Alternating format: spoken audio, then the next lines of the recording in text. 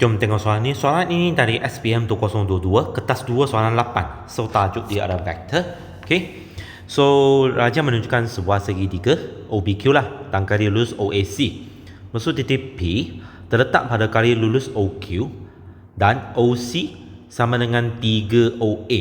So sini saya tulis label OC sama 3OA. So maksud sini 1, sini 2. Okay.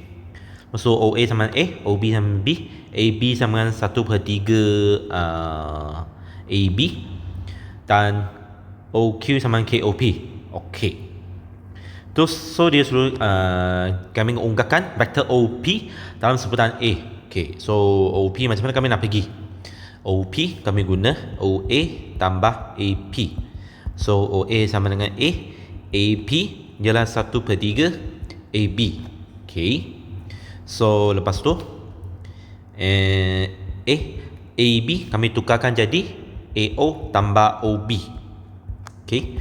So lagi AO kami letak negatif A, OB adalah B. So sini kamu permudahkan, kamu kata 2/3 A tambah 1/3 B. Okay, A2 vektor BQ dalam sebutan K, A dan B. Itu K itu dia berada dalam sini kan. Okay. So maksud nanti kamu nak cari vektor OQ tu, kamu mesti mahu guna laluan OQ atau OP lah. So sini BQ saya guna BO campur OQ. Okay. So BO adalah negatif B, OQ guna yang dia beri punya KOP. Salah tulis. Okay. So negatif P, KOP, AP, OP kamu guna yang A1 balik. So 2/3 A plus 1/3 B. So lepas tu kamu permudahkan, dapat 2K/3 A. Maksud lagi tambah 1/3 K minus 1 B. Okey. Seterusnya dia minta kami cari nilai H dan nilai K jika BQ sama HBC dengan keadaan H yang pemalah lah. So bermaksud dia beri ungkapan tu vektor BQ juga tapi dia dalam sebutan lain lah. So BQ sama dengan HBC. So BC macam mana kami nak pergi? BC kami guna BO tambah OC. Okay. So BO adalah BO adalah negatif B. Okay. OC kami nak ungkapkan dia dalam sebutan OA. So OC adalah 3OA. So H negatif B tambah 3A. So sini kamu kembangkan 3HA tolak HB. So dari sini kamu bandingkan sebab kedua-dua ni pun vektor BQ lah. So kamu bandingkan.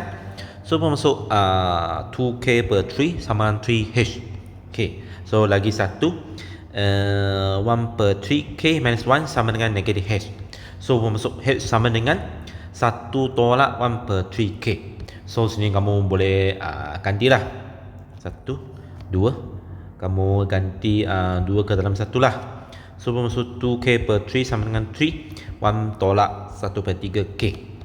So sini 2K/3 sama dengan 3 minus K. So 5/3 K equal to 3, K equal to 9/5. So bermaksud H sama dengan 1 tolak 1/3, 9/5 sama dengan 2/5. Okay.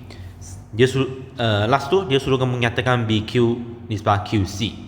So kamu sudah ada BQ sama dengan saya tulis hodoh BQ sama dengan H ialah 2/5 BC.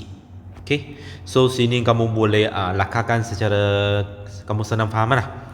So sini BQC. So BQ sama 2/5 BC bermaksud sini 2, sini ada 3.